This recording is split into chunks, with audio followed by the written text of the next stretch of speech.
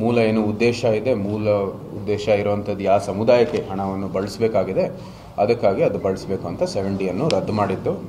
ಆವಾಗಲೂ ಕೂಡ ಇದೇ ಸರ್ಕಾರವನ್ನು ಕೂಡ ಇತ್ತು, ಭಾಳ ಹೊಗಳ್ತಾ ಇರ್ತಾರೆ. ಈ ಒಂದು ಒಳ್ಳೆ ಬೆಳವಣಿಗೆ ಆಗಿತ್ತು ನಮ್ಮ ರಾಜ್ಯದಲ್ಲಿ ಅಂತ.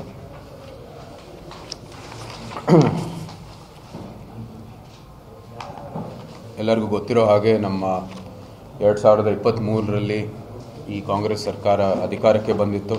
ತಮ್ಮ ಏನು ಗ್ಯಾರಂಟಿಗಳ ಯೋಜನೆ ಒಂದು ಮೂಲಕ ಅದರ ಒಂದು ಸೆಂಟ್ರಲ್ ಆಗಿ ಇಟ್ಟು ಅವರ ಚುನಾವಣೆಯನ್ನು ನಡೆಸಿದರು. ಯಶಸ್ವಿ ಆಯಿತು, ಅವರು ಅಧಿಕಾರಕ್ಕೆ ಬಂದಿದ್ದಾರೆ. ಆದರೆ ಅವರು ಯಾವತ್ತೂ ಗ್ಯಾರಂಟಿಗಳು ಎಲ್ಲಿಂದ ಹಣವನ್ನು ಬಳಸ್ತಾರೆ ಅಥವಾ ಯಾವುದೇ ಒಂದು ಆಗಲೇ ಮೀಸಲಿಟ್ಟಿರುವಂಥದ್ದು ಹಣನ ಅದನ್ನ ಬಳಸೋ ಮೂಲಕ ಈ ಗ್ಯಾರಂಟಿಯನ್ನು ಅನುಷ್ಠಾನಕ್ಕೆ ತರ್ತೀವಿ ಅಂತ ಹೇಳಿರಲಿಲ್ಲ.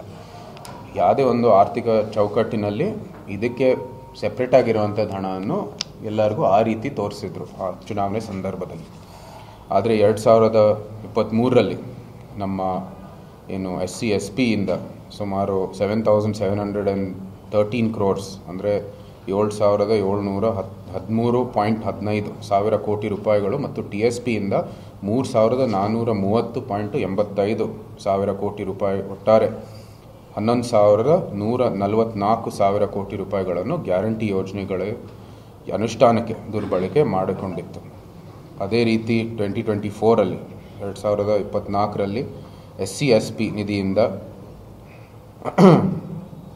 9,980.66 ಸಾವಿರ ಕೋಟಿ ರೂಪಾಯಿಗಳು, TSP ನಿಧಿಯಿಂದ 4,302 ಕೋಟಿ ರೂಪಾಯಿಯನ್ನು, ಒಟ್ಟಾರೆ 14,282.68 ಸಾವಿರ ಕೋಟಿ ರೂಪಾಯಿಗಳನ್ನು ಗ್ಯಾರಂಟಿ ಅನುಷ್ಠಾನಕ್ಕೆ ದುರ್ಬಳಕೆ ಮಾಡಿದ್ದಾರೆ.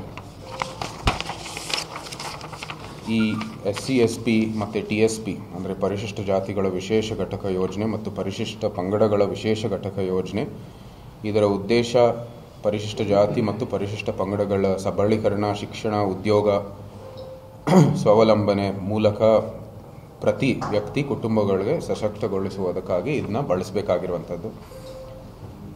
ಏನು ದಲಿತರ ಕಾಲನಿ ಕೇರಿಗೆ, ಆದಿವಾಸಿಗಳ ಹಾಡಿಗಳಿಗೆ ಮೂಲಭೂತ ಸೌಕರ್ಯಗಳನ್ನು ಕೊಡಲಿಕ್ಕೆ ಈ ಒಂದು ಯೋಜನೆ ಇದೆ.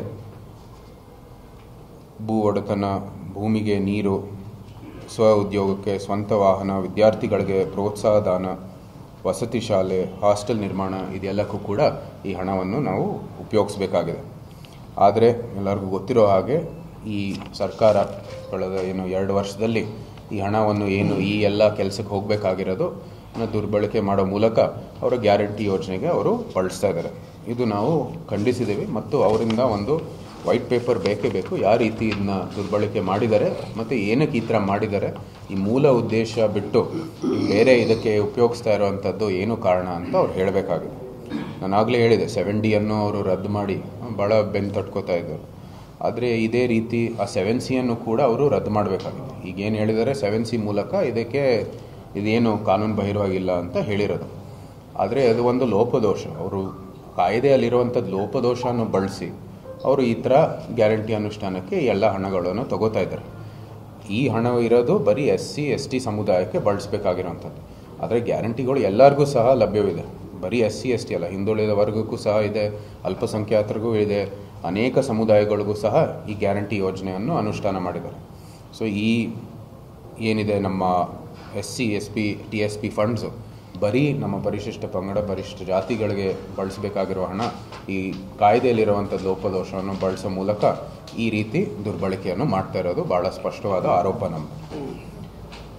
ಬರಲಿರುವ ಬಜೆಟ್ನಲ್ಲೂ ಮತ್ತೆ 14,500 ಸಾವಿರ ಕೋಟಿಯಷ್ಟು ರೂಪಾಯಿಗಳನ್ನು ದುರ್ಬಳಕೆ ಮಾಡಲು ಮುಂದುವರಿತಾ ಇದ್ದಾರೆ ಅಂತಲೂ ಕೂಡ ಮಾಹಿತಿ ಬಂದಿದೆ. ಅಂದರೆ ತಮ್ಮ 5 ಗ್ಯಾರಂಟಿಗಳ ಸಂಬಂಧಿಸಿದಂತೆ ದಲಿತರ ಮೀಸಲು ನಿಧಿಗೆ ಕಣ್ಣು ಹಾಕಲು ಪ್ರಸ್ತಾವನೆ ಸಿದ್ಧಪಡಿಸಿರುವಂಥದ್ದು ಈ ಸರ್ಕಾರ ಅಂತ ಭಾಳ ಸ್ಪಷ್ಟವಾಗಿ ನಾವು ಹೇಳಿದ್ದೀವಿ. ನಮ್ಮ ಆಗ್ರಹ ಇಷ್ಟೇ, 7C ಕೂಡ ನೀವು ರದ್ದು ಮಾಡಿ ದಲಿತರು, ಆದಿವಾಸಿಗಳಿಗೆ ಮೀಸಲಿಟ್ಟಿರುವ ಹಣವನ್ನು ಪೂರ್ತಿಯಾಗಿ ಅವರಿಗೆ ಸಲ್ಲುವಂತೆ ಮಾಡಿ ಅಂತ ಇದು ನಮ್ಮ ಭಾಳ ಸ್ಪಷ್ಟವಾದ ಆಗ್ರಹ. ಈ ರೀತಿ ಅವರು ಏನು ಒಂದು ಒಳ್ಳೆ ಸರ್ಕಾರವನ್ನು ಮಾಡಬೇಕಾಗಿರೋದು ನಮ್ಮೆಲ್ಲರಿಗೂ ಆಸೆ ಆಕಾಂಕ್ಷೆ. ನಾವು ಜವಾಬ್ದಾರಿಯುತ ಒಂದು ವಿರೋಧ ಪಕ್ಷ ಆಗಿ ನಮ್ಮ ಕೆಲಸವನ್ನು ನಾವು ಮುಂದುವರಿತಾ ಇದ್ದೀವಿ. ದಲಿತರ ಪರವಾಗಿ, ನಮ್ಮ ಪರಿಶಿಷ್ಟ ಪಂಗಡಗಳ ಪರವಾಗಿ ಯಾವತ್ತೂ ಸಹ ನಿಂತಿರುವಂಥದ್ದು ಭಾರತೀಯ ಜನತಾ ಪಾರ್ಟಿ. ಈಗಾಗಲೇ ನಮ್ಮ ಅನೇಕ ಕೇಂದ್ರ ಸರ್ಕಾರದ ಒಂದು ಯೋಜನೆಗಳಿದ್ದಾವೆ, ಜನ್ಮನ್ನು ಅನೇಕ ಒಂದು ಯೋಜನೆಗಳು ಈ ಎರಡು ಸಮುದಾಯಕ್ಕೂ ಕೂಡ ಭಾಳ ಒಳ್ಳೆಯ ಕೆಲಸವನ್ನು ಮಾಡ್ತಾ ಮುಂದುವರಿತಾ ಬಂದಿದ್ದೀವಿ. ಇದೇ ರೀತಿಯೂ ಕೂಡ ರಾಜ್ಯ ಸರ್ಕಾರ ಕೆಲಸ ಮಾಡಬೇಕಂತ ನಮ್ಮೆಲ್ಲರ ಆಸೆ ಆಕಾಂಕ್ಷೆ. ಆದರೆ ಇವರು ತಮ್ಮ ಹಣಕಾಸಿನ ಯೋಜನೆಯನ್ನು ಯಾವ ಚೌಕಟ್ಟಿನಲ್ಲಿ ಅದನ್ನ ರೂಪಿಸಬೇಕು ಅಂತ ಒಂದು ಯೋಗ್ಯತೆ ಇಲ್ಲದೆ ಇರೋ ಕಾರಣಕ್ಕಾಗಿ ಇಂಥ ಒಂದು ಹಣದ ದುರ್ಬಳಕೆ ಮಾಡುವಂಥದ್ದು ಮೂಲಕ ಈ ಗ್ಯಾರಂಟಿ ಅನುಷ್ಠಾನಕ್ಕೆ ಅವರು ಮುಂದುವರಿತಾ ಹೋಗ್ತಾ ಇದ್ದಾರೆ. ಸೊ ಇದು ನಾವು ಖಂಡಿಸ್ತೀವಿ ಮತ್ತು ಭವಿಷ್ಯದಲ್ಲಿ ಸರಿಯಾಗಿ ಮೀಸಲಿಟ್ಟಿರೋ ಹಣ ಏನಿದೆ ಕಾಯ್ದೆ ಪ್ರಕಾರ, ಕಾನೂನು ಪ್ರಕಾರ ಅದನ್ನ ಉಪಯೋಗಿಸಬೇಕಾಗಿ ನಾವು ಮನವಿ ಮಾಡ್ತೀವಿ, ಆಗ್ರಹಿಸ್ತೀವಿ. ಮತ್ತು ಈ ಭವಿಷ್ಯದಲ್ಲೂ ಸಹ ಇದನ್ನ ಸರಿಪಡಿಸೋ ಮೂಲಕ ನಮ್ಮ ಕರ್ನಾಟಕದ ಸಮಸ್ತ ಕನ್ನಡಿಗರಿಗೆ ಒಂದು ಒಳ್ಳೆ ಭವಿಷ್ಯ ರೂಪಿಸೋದಕ್ಕೆ ಅವರು ಒಂದು ಕೆಲಸ ಮಾಡಲಿ ಅಂತ ನಾವು ಆಗ್ರಹಿಸ್ತೀವಿ.